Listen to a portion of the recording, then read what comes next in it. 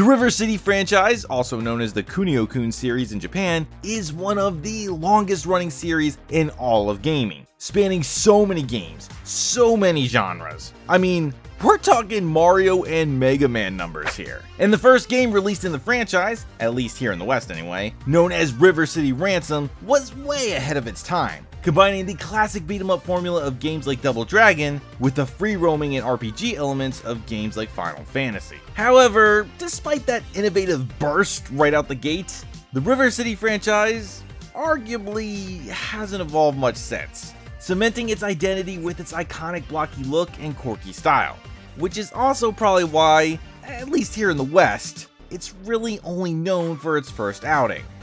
That is, until the River City Girls exploded onto the scene to shake things up. Don't mess with us, we're the River City Girls. Released in 2019 by WayForward for the PC, Switch, Xbox One, PS4, and even eventually the PS5. River City Girls takes everything that makes the Kunio-Kun series great and drags it kicking and screaming into the modern era, with an updated look, new music style, voice acting, and enhanced combat, all without losing any of its signature charm. Technically a spin-off game, our usual heroes, Kunio and Ricky, or as veterans might know them as Ryan and Alex, are victims of the old role reversal and have been kidnapped. And it's up to their girlfriends, Misaka and Kyoko, to save them by beating the crap out of basically the entirety of River City. Fun fact, this technically isn't the first time we've met these two either, unless you live outside of Japan. Yeah, you guys dated them for like one 16-bit game. It wasn't even released in the USA! Talk about obscure. Yeah, the River City Girls actually first appeared in the game, Shinnaketsukoha Kunio-tachi no Banka. originally a Japanese exclusive that, interestingly enough, is the only other Kunio-Kun game to really break away from that traditional art style, and is now being dubbed as River City Girl Zero, a much easier name to say, is actually finally getting an official translated release nearly 30 years later to coincide with the girl's second outing, River City Girls 2. Which, yeah, is probably thanks to the success of River City Girls. Okay, publishers, I am liking this trend. Hey, Nintendo. Come on. But let's not get ahead of ourselves. We're here to talk about the first River City Girls game, and if it's really worth all this praise. Like the classics before it, River City Girls is a fast-paced arcade-style beat-em-up, but one born in the modern era. Meaning, it's not as simple as just moving from screen to screen, putting a hurting on everything in sight, and then just doing it all over again. Again, and again, and again. Though, that does still happen a little bit. No, like most modern beat-em-ups, aside from just enhancing the combat, more attention has been given to things like exploration, replayability, and even story. Which, let's be real here, was usually the one thing you never went to classic brawlers for. But don't let that old school mentality get in your way, or else you're gonna miss out on the game's story, which is just flat out fun, and is actually told in quite a few different ways. All of which, by the way, look great. From beautifully animated character intros to your standard anime emoting still frames, and even just having the characters pop out of the HUDs to chat while you're brawling. Though the game officially starts with a short opening cutscene told in a slightly animated manga-style format, complete with voice acting. Oh, Ricky, I'll save you! Coming, Kunio. Girls, please take your seats. No, you take them! And let me tell you, the voice acting, the girls, and all the crazy characters really just make this game shine, and are overflowing with personality.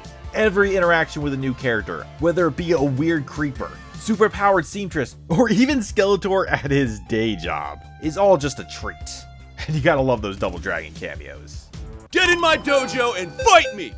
And while comedy is subjective, this one had me bursting at the seams. Cosmic Mega Babes? Yeah, but they only had the standard edition cover. Ugh. I could barely bring myself to read it 3 times. But, just for a second, let's just assume you're a stiff and completely set in the old ways. Sucks to be you. I mean, have no fear! The game is kind enough to let you skip all the cutscenes, Except the HUD chats, but I mean, come on, you're fighting during those anyway. Do you really care? Plus, the story helps you to figure out where you need to go and what side quests are worth looking into. Because, as I said, the River City series has never really fallen in line with a classic arcade-style beat-em-up formula. Instead of just beating down foes going from one screen to the next, our girls are given open reign over an ever-expanding River City, as you complete objectives like smashing statues, saving kitty cats, finding a gold trinket, or helping gather food for the school lunch rush. This might be a good spot to find some ingredients. All of which helps to open new paths, make it rain, and improve your swag. Am I trending now? Do I need to get canceled on Twitter to confirm this? Following in the footsteps of the former River City games, the combat evolves the further you get in, as opposed to old school brawlers where you usually have everything right out the gate, which definitely adds a sense of progression to it all. And here is where a lot of the RPG elements come into play, embodied by the returning staple of the River City franchise: capitalism. Or, you know, shops and dojos and whatever. Which, again, gotta love that charm. Please enter. Let us master the art of breaking faces. And in them you can learn new techniques, buy health, new equipment, power-ups. Though, in a strange carryover from the original games, is that consumable items that boost your stats don't tell you what they boost until after you use them. Which is still weird and pretty dumb. Pro tip: the boost to your stats that consumable items grants only works once, so don't waste your hard-earned money on multiple of the same item just because you want a buff in one area. Though, how you don't become a god from buying an endless supply of JoJo merch is just... It's just unrealistic, really. Still, regardless of all these boosts, River City Girls is a beat-em-up at heart. Combat is simple and satisfying. Punches, kicks, grapples, jump attacks, running attacks, weapons, stringing together combos, it's got it all. And it does it with style. Really, the only thing it's missing are those life-draining super moves. Yeah, none of that here, but you can recruit enemies to act as summons for you, which is certainly amusing. Plus, they've also added in the ability to revive your partners should they fall in battle, Gears of War style, before they get hit with the penalty.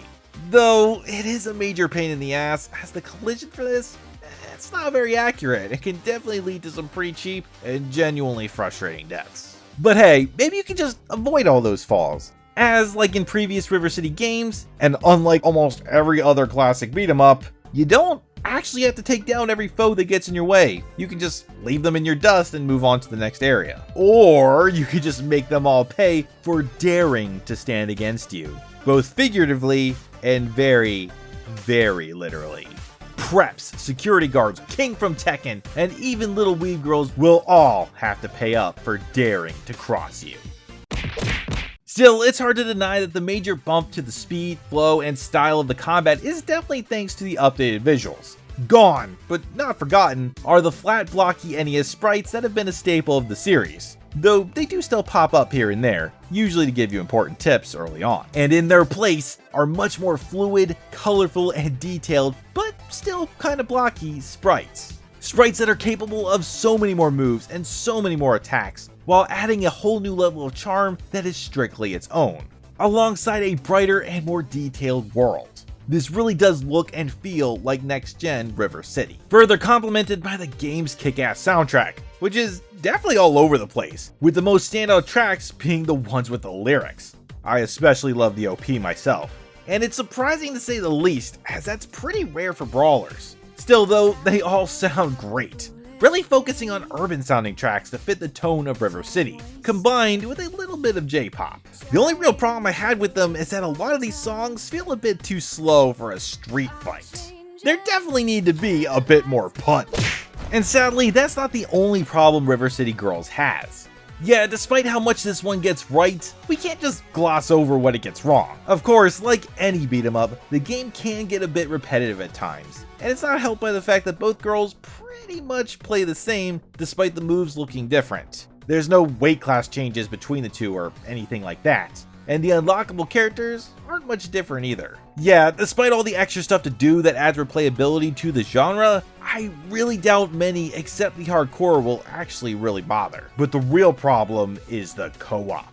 Pulling a Battletoads reboot just 1 year before they did, River City Girls forgot to add the online co-op.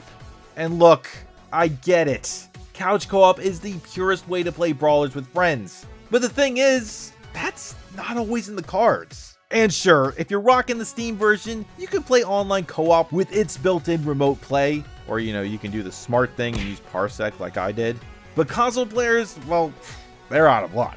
And all I'm really trying to say is that the Switch online version of River City Ransom, an old NES game, has online co-op. So why not this modern River City game? Because as we all well know, co-op is the best way to get the most out of this genre. And you're really gonna want to, as River City Girls is a shining star among it, showing off exactly how to modernize a classic without making the original feel obsolete or forgotten. Loads of personality, bright and colorful visuals, fun and upbeat music, even if it all doesn't quite fit the tone, all tied together with fast and lively combat. If you are a fan of the River City series, classic beat-em-ups, co-op action games, or just looking for a fun, simple action game that is easy to pick up and play, then River City Girls is exactly what you're looking for. It is a must-play and comes highly recommended.